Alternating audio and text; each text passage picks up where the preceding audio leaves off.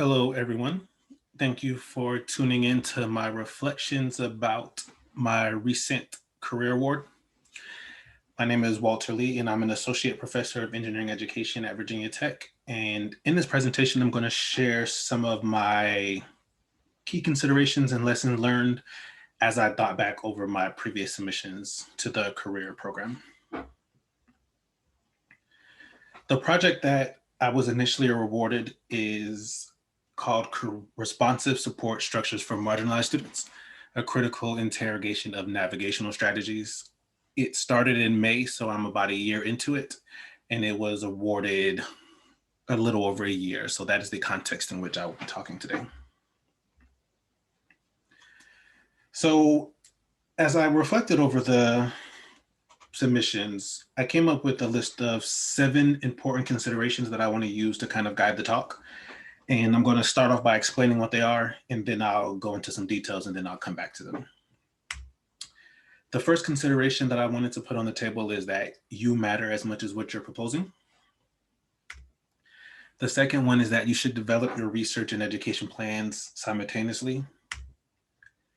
The third one is that you need to make sure you don't overcomplicate your idea. You want to make your proposal easy to understand and review. You want to convince your audience early. You want to keep in mind that someone has to love it and nobody can hate it. And then lastly, that implementation critiques are better than design critiques. So as I talk about my experiences, I want you to kind of keep these points in mind. Hopefully they become clear to you why I say these are important considerations as we start off, and then I'll kind of revisit each of these and talk a little bit about them more as I move forward. So to build up with these, I've broken my talk into 5 important sections. So first, I'm going to talk about my process for choosing my topic. Then I'm going to talk about my submission critiques. So I'm going to pull back the curtain and talk about the feedback I did get on my submissions. Third, I'm going to talk about my research and education plan and how I approached integrating them. Fourthly, I'll talk about my proposal structure and how that changed over submissions. And fifth, I'm going to revisit the important considerations in light of the information I've shared to hopefully drive home the points that I mentioned up front. As I move forward, I will be using the icons that you see at the top as a kind of indicator of progress, so you can keep track of how far along of the 5 components of the talk that we are on. So first, when it comes to choosing a topic, I think one of the easiest things to keep in mind is that it needs to be transformative. If you have experience with the National Science Foundation, we're all familiar with the desire for something to both have intellectual merit but broader impact. So I kind of start off there, like, which of my ideas do I have that are transformative? If you're like me, you think that most of your ideas are transformative. So this, while it does provide a useful starting point to get your ideas out your head, it doesn't necessarily narrow down which one to choose. So once you kind of have a list of things that you could do, there are 3 other things that I kind of use to narrow down my topic specifically. The first one is I kept in mind that it was a single investigator award. The second one, that the project needed to be 5 years. And the third one, that it needs to be unique qualified. And the reason I keep these in mind is, one, as it relates to a single investigator, I thought about which ideas I wanted to engage in by myself. So with a lot of my other NSF funded projects, I leveraged the interest, previous experiences, networks, strengths, you name it, of the collective team. But because career is single investigator, I did keep in mind, as I was thinking about ideas, if it was something that I personally wanted to do. And related to that, if it was something that I personally wanted to do for 5 years, because I think another thing to keep in mind for career is that the project needs to be sufficiently large that it doesn't look like a smaller project. So not something that can be done in 2 or 3 years, but something that could really use the time and the extra length you have in a 5-year proposal. And then the last one, also something that I'm uniquely qualified to do. So thinking about ideas that I have that I don't think anyone else, one, is either thinking about, or that I don't think anyone else is as qualified to actually initiate. So when it comes to choosing my topics, these are some of the things that I juggled. Is it something I wanted to do by myself? Is it something I wanted to spend 5 years doing? And is it something that I was uniquely qualified to actually carry out? beyond the idea of it just being a good idea in general, because it being a good idea in and of itself from research perspective does not necessarily mean it's good for career. But I do think that if you think about these other three components, it can help you figure out which of your ideas makes the most sense for this specific solicitation. Another thing I kept in mind is the extent to which I thought it was, so I'll back up. So this relates to kind of when you're thinking about the transformative nature of your idea. This is a research publication from Carlin and Godwin that I think does a very good job of thinking through the idea beyond those four considerations to kind of give you a little more concrete. So I pulled this figure from their conference paper, and I think this does a real good job at showing that you're trying to balance the value of the proposal and the feasibility of the proposal. So you want something that is ambitious enough and also risky enough, but something that's not too ambitious and not too risky. Because as you can see from this image, you can end up in there something where if it's too high value, but they don't think you can do it, they might consider it wishful thinking. Or if it's high feasibility, but it's not risky enough, people might say it's fundable, but it's not a career award. And that's one of the reasons that I think is really important to keep in mind, not only the transformative nature of the project, but the extent to which it's something that you personally can do based on your unique qualifications and the time duration of 5 years to kind of hit that sweet spot of being high risk, but like not too ambitious and not wishful thinking. And I also think that another context I pulled from the conference paper was asking yourself this question as it relates to your unique advantage. If you think about like, what is your unique advantage? Like, are there any elements of who you are, where you are, or what training you already have that is actually going to impact your ability to collect, analyze, or interpret your data? And also filling in the context of this question, in the research community, I am the blank person.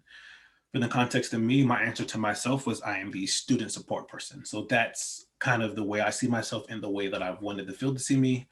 If you look at my previous work, it kind of speaks towards that. And then I position my career in that lens. And that was also related to some of the training that I've had, the context I work in. I was able to leverage those things to kind of highlight the fact that I am a good person to kind of do something transformative in the area of student support. So because I feel like I was uniquely qualified to do this topic and it was really key to what I wanted to do, it was fairly static. So I mentioned multiple submissions. And the reason I've been saying that is because I actually submitted for the career proposal twice. The first time was in 2016, which was a year after I began a faculty member position in 2015. And then the next time I submitted was actually in the summer of 2019. Hence, it was recently awarded. And you'll notice that there was a large amount of time in between these submissions. Part of that was because while I was set on the idea I wanted to choose, primarily because it was the only idea that I had that did meet those three things. So it was something that I wanted to do myself and that I was uniquely qualified to do, and something that I knew I could only do if it was funded through career. I didn't change the idea, which meant it took me a while to figure out how to deal with the feedback I got on my first submission, which is why you see this 3-year gap, and also why I was not necessarily as likely to pivot my idea as some other people might be. I don't say that to discourage you from changing your idea if you've had a prior submission, but to provide some context. I really believe that I picked the right idea for me, and that was one of the reasons that I personally did not change. And you can tell by looking at the titles of my submissions. So if you look at the title from the 2016 submission, I said I was interested in reimagining co-curricular support, helping students from underrepresented groups navigate engineering education. And while it's different, if you look at the 2019 title, I said I was interested in responsive support structures for marginalized students, and it was going to be a critical interrogation of navigational strategies. So as I mentioned, I saw myself as the student support person. So support was in both of the titles, and I was also very interested in how students navigate these spaces. So that remained, but you can see that my language shifted between these 3 years, as well as kind of like how I was conceptualizing the problem. And that'll make more sense as I show the feedback I got on the first one and how that kind of led to my shifting in ideas, but not like a drastic change that you might see based on some people's submissions.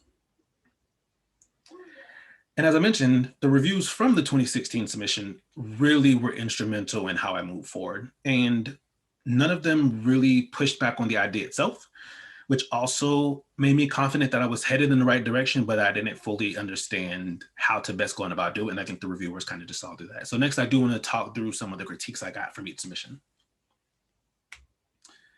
So my first submission critiques, I pulled these out because I think it's helpful to, one, just be transparent about what people had issues with, because I think when you compare and contrast them, it raises an interesting point. So for the first submission, while it reviewed well enough to be recommended, it was not funded. I had 4 reviews. I had a very good, a good, a good, and a good, but it was still declined. So if you pay attention to the recommendations, I think it speaks to what you're up against whenever you're trying to get funded in this proposal. So my first proposal, the critiques I had related to the evaluation plan. So they didn't think it was strong enough. The description of participants in my design was too vague, and they weren't sure exactly who I was trying to study or why. The originality of my idea and how it was different from the other stuff I did was not clearly communicated. And then also my choice of theoretical frameworks was very confusing. So in the previous submission, I said I was going to use intersectionality, but also in a way that was very atypical. And that kind of confused people. They didn't know how I was going to use it, why I was going to use it that way. And then that's kind of where it fell apart there for intellectual merits. For broader impact, there were questions about the accessibility of my education plan. So I proposed doing workshops at Virginia Tech, my home institution. And then there were also concerns about whether I paid a lack of attention to specific groups. So I took a very broad approach to which groups I was going to talk about. And again, I think that also connected back to my weaknesses as it related to theory. So if you noticed, the critiques for this first one have a lot to do with what I was doing, like how I was conceptualizing it, how I was designing the study. And that's what you don't want. You don't want critiques related to the design of what you're trying to do. Because if people don't think you have a good plan at a high level, the specifics don't really matter a whole lot. What you can see from my second submission. So my second submission was considered highly competitive. I got an excellent, a very good, and 2 goods. And here you notice that my critiques were much more like logistics. So it was about the visit. So I had 2-day campus visits built in, and they weren't sure if that was sufficient. There were questions about the interview protocols and whether or not the specific details needed to be more personalized. There were questions about whether I clearly explained how I came to a certain number or why it was adequate.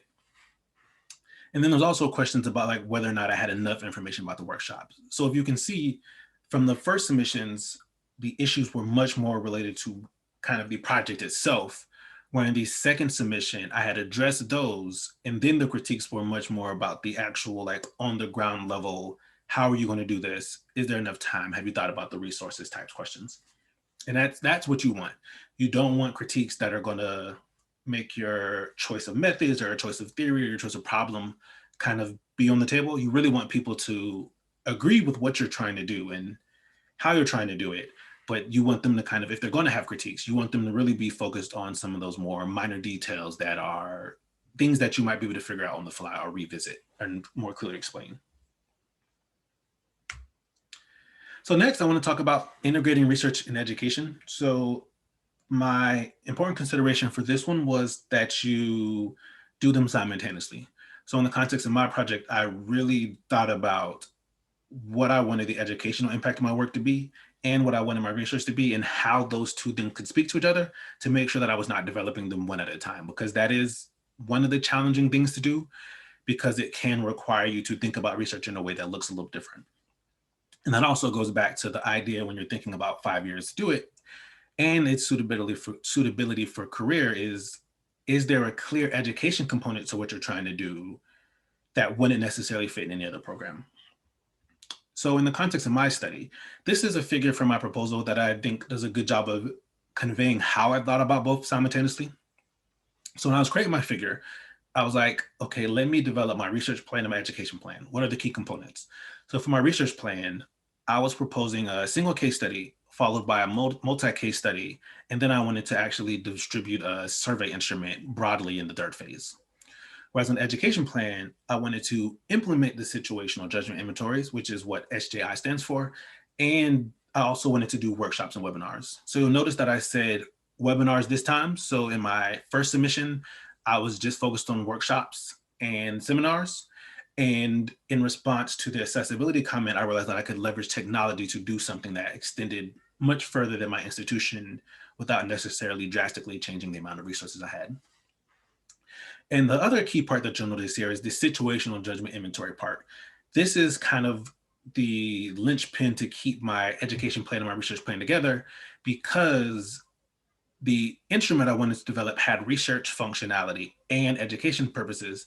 And I was able to say, okay, if I want to implement them and I want to develop them and I want to collect research data, but I also want to make this an educational tool, I was able to talk about the need to design and develop them, to implement them, evaluate them, and to do broad distribution of them, and demonstrate how across different years, me going back and forth between my education and research plan would, one, allow me to do workshops and webinars and develop this instrument, while at the same time getting feedback on the research study and developing a tool that would be used later. And that's kind of how I think you have to think about your education and research plan is, how do they integrate? How is it clear that your education plan is not something you only do in year 5? How is it clear that your education plan will be related to the research you're doing, but also the research you're doing is related to the education plan?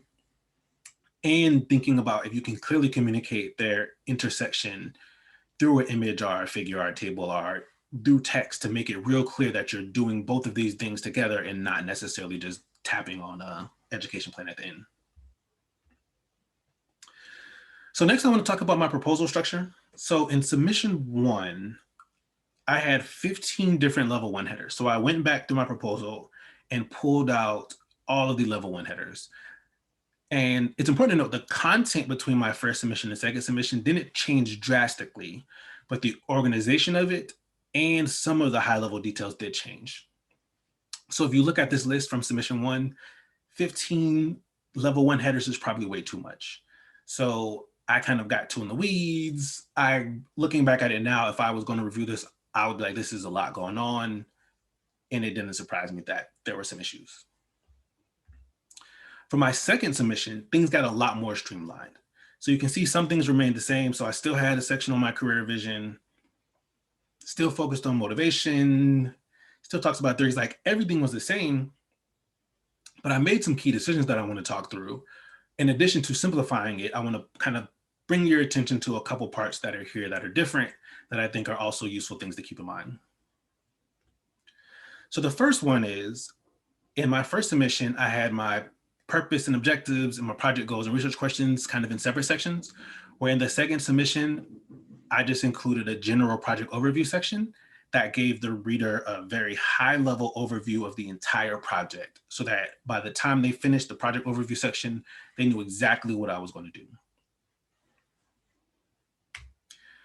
The second thing I did was I moved my qualifications and prior NSF support way up. And this relates to, one, kind of this notion that you need to convince the reader early. So as you think about your proposal, it's important to realize that like the first third or even like the first 3 or 4 pages, people have made up their mind a lot of times. So it's important for you to make sure that by the beginning, people are excited about your idea and excited about you and where you're trying to go, as well as the qualifications you have.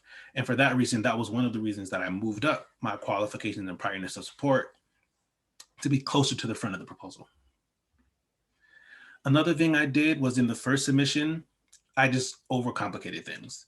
So I was talking about the theoretical foundation in the stance of self-regulation. I brought in intersectionality. I brought in a bunch of different literature. There was just a whole lot of different sections to kind of break things down. Where in the second submission, I condensed things. So I really just say, this is theoretical foundation, because that's what you're looking for. If someone's looking for the theory, they just need the headline that tells them exactly what's in that section. And then I streamlined that a whole lot. And then I also pulled out some of that previous literature to make sure that the project rationale and previous research that I did and that has been done by other people, and like the rationale for my project, was much clearer. So I made those subtle changes in the labels I used, when in reality, a lot of the content looks very similar, but it was much more streamlined. And I greatly simplified how I was explaining my theory, because I did think that I was being too transparent in my thinking in the first submission. almost to the point that I lost the reader. Like I was using way too much jargon. I was kind of thinking along the way, and I took them on that intellectual journey with me, when in reality, I kind of needed to give them a more simple story. And then my research and education plan, in the first submission, I talked about them very separate.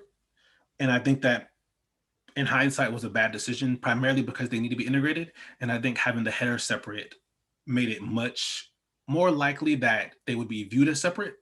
So on the second one, I just created a section that said integrated research and education and forced myself to talk about them in a way that was explicitly integrated. And I kind of put that signpost for the reviewer to let them know, like, these things are integrated. This relates to one of the comments about making sure that your proposal is not only easy to understand, but also easy to review. So you'll note that the headers in submission 2, as a reviewer, it'd be a lot easier for you to find stuff. So if you were looking for certain things, it'd be a lot easier. If you're trying to understand things, like the headers just more clearly communicate stuff, they simplify it, because kind of keeping in that understandability, but also the fact that someone needs to review something. And related to that, I also, in the first submission, I had a section called links to NSF criteria, which included my intellectual merit and broader impact, but it did it under one header. And in the second submission, I explicitly pulled out both of those as their own headers to, again, facilitate that readability. So if I know the reviewer needs to respond related to intellectual merit and broader impact, I decided that I was going to make those two sections extremely easy to find and make it so that I kind of just drove those points home. In hindsight, I don't know why I didn't do that the first time, but in the second time, after I've gotten more experience and feedback from reviewers, that was kind of something that I just realized made way more sense to do. So now I want to revisit the important considerations. So hopefully they've started to stick with you, but if not, I want to kind of revisit each one to just drive home the point. So the first one is that you matter as much as what you're proposing. So because this is a 5-year project and it's a single investigator, it's important for you to clearly communicate who you want to become as a researcher and what direction you want to go as it relates to being an educator as well, because the reviewers need to get excited about you as much as they're excited about the project. Because it's easy for someone to be excited about a project but not think you're the right person to do it, or to be excited about you and where you want to go but not think you proposed a good project. So you do kind of need to think about both of those things and make sure that you're clearly communicating both as well. You want to develop your research and education plan simultaneously. So you don't want to think about your research and then at the end say, oh, I need an education plan. You really want to think about where education fits in your vision and your larger project plans, and think about how you can start doing the education plan early, how it can inform your research, how your research can inform the education plan. Like, you want to make sure you're going back and forth with those and that you're doing that up front so that it does not read disconnected at the end. Don't overcomplicate your idea. So it needs to be a complicated idea, like to the extent that the science is potentially transformative, but it doesn't need to be so complicated that the person can't follow along. So that's one of those fine balances you need to do, is think about, could somebody who is trained in a field slightly tangential to your field still follow along? And if they can't, then you might be overcomplicating the idea. And it's related is you want to make your proposal easy to understand and review. The way I tend to explain this when I'm talking to students about how I grade is that the audience member you need to have in mind is someone who is smart enough to understand everything you wrote, but lazy enough to not really work hard if they get confused. And I keep that person in mind because I think a lot of reviewers are crunched for time. If they don't get it, they don't get it. They're not necessarily going to try to piece it together, but they're also smart enough to get it if you explain it well. And I think if you keep that in mind, it's like, is this easy to understand? I think that'll help you remove some of the jargon. But also, if this is easy to review, it's helpful for you to think about, like, have you given them the language they need to really communicate the broader impact and intellectual merit of your idea? And it can be helpful for you to go through and say, okay, what language have I provided that I might anticipate someone to use, or that I might want someone to use? And is that clearly communicated in my sections on intellectual merit and broader impact, as well as other sections? And is that text easy to find? You want to convince your audience early. So as I mentioned, people make up their minds very, very quickly. And I think a lot of this has to do with whether they like the idea or not. It's not like they wait till page 15 to come to a conclusion. So it is important for you to represent your idea, at least at a high level, as it relates to its impact, its brilliance, your suitability to do it. Like that needs to be conveyed fairly early. People need to understand where you're going up front, and then you can tell them the details. But if you don't do that early, you're likely to lose the reader. So you really probably want to think about your first 3 or 4 pages and think about, like, does someone have a general idea of what I'm trying to pitch before they get to the middle? Because if they don't, then things are too late. Remember that someone has to love it and nobody can hate it. So for this one, when you're asking people to review it, it's real important for you to keep in mind that people have to find your idea exciting. If no one you're asking to review it finds it exciting, then you're probably not in the right area. But at the same time, no one can hate it. So you don't need everyone to love it. You just need to make it exciting enough that there's a good chance that someone will love it, but you also need to make sure that you've crossed all your T's and dotted all your I's so that nobody has any great concerns with it. And then related to that, implementation critiques are better than design critiques. So when you're trying to make decisions about how to best use your space, make sure that the design and why you're doing what you're doing and how you're conceptualizing at a high level is very, very clear. If that means you have to remove some of the details about some of the more nitty-gritty details, those critiques are better and likely won't sink your chances. But if you don't explain things as relates to design, again, without over-explaining, you do have to find that balance. You're going to be in a worse situation. So hopefully some of these insights are helpful, and you'll have questions for me when we actually have the in presentation. If not, I'm more than happy to answer questions, and you can reach me by emailing me at walterl@vt.edu or contacting me on Twitter at walterlee, PhD.